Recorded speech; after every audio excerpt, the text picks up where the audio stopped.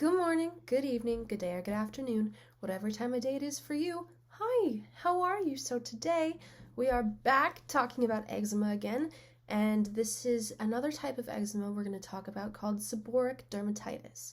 And I would like to put a couple of little disclaimers first before I get into this video.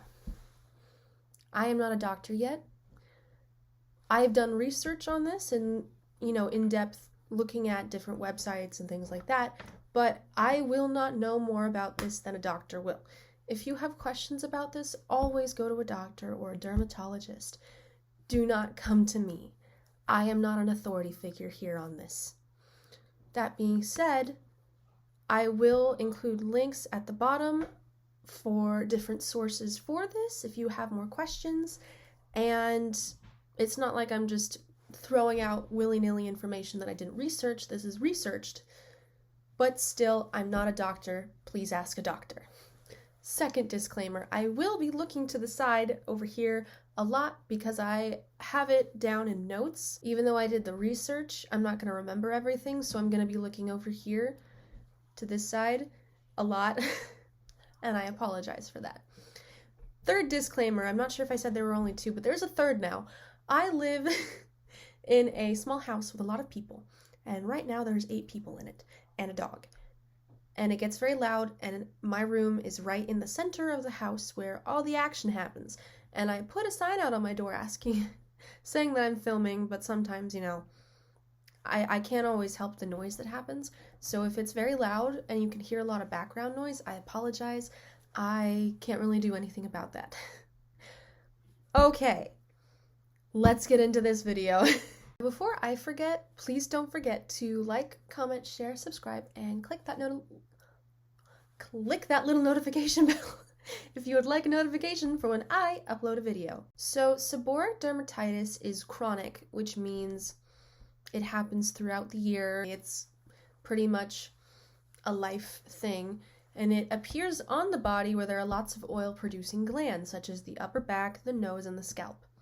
It is most common in infants and adults 30 to 60. It is more common in men, and it usually clears up with infants and usually comes and goes with flare-ups over years with adults. It is an inflammatory reaction to an excess of Malassezia yeast. Now, I'm not sure if I'm saying that correctly, so I apologize. Which, by the way, Malassezia yeast is an organism that normally lives on the skin's surface. Now, I'd like to put another disclaimer up here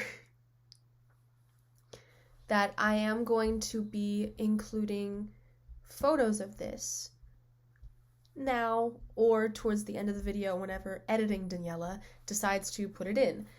So if that triggers you, if you don't want to see that, I completely understand. No hard feelings. There are links in the description to other sources for you to look at that will say just about the same thing that I'm saying here, and you can just click on those and go read up on it instead of looking at me and photos that I might put up. So I will give you now to click out of here if you would like to, before editing Daniela decides to put pictures willy-nilly. Basically, with the excess of Malassezia yeast, it overgrows and the immune system overreacts to it. And the things that can increase your risk of developing seborrheic dermatitis is psoriasis, HIV, acne, rosacea, Parkinson's disease, epilepsy, alcoholism, depression, eating disorders, or recovery from a stroke and or heart attack, and those can all increase your risk of developing it. Common triggers for seborrheic dermatitis are stress, hormonal changes or illness, harsh detergents, solvents, chemicals, and soaps, cold, dry weather, and some medications such as seralin, interferon, and lithium. Symptoms in infants is cradle cap, which is that scaly, greasy patches right there and right here usually, and they can be found in other places too, which can be mistaken for diaper rash as well.